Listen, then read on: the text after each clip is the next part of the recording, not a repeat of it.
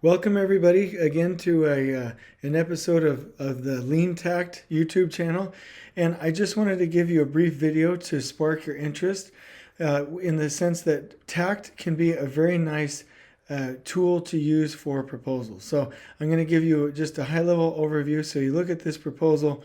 This is obviously printed into PDF when they submit it, but we've got some really nice isometrics showing the Takt zones and then some of the non-typical areas within the building. Also here, another image, and then the floor plan showing, hey, here's Takt zone 1, 2, 3, 4, and then 5, and then the core areas that are to remain.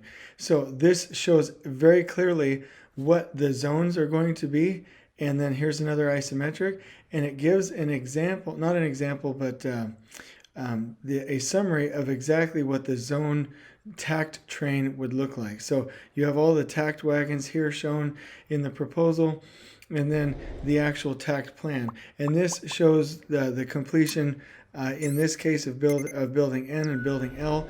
It shows the pre-construction, shows the end dates. It's a really nice summary, and the owners can really, because they have the areas and then they have the time scales on the top with the Takt time, see exactly how you as a contractor, how this person, this team plan to finish their project.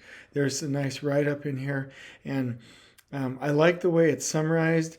There's some write-ups about Takt planning rules, how it works as a system, and then the approach, and then basically how this is an answer to the request for proposal. So anyway, I hope that you avail yourself of trying to win work with Takt planning. It's a great system. On we go.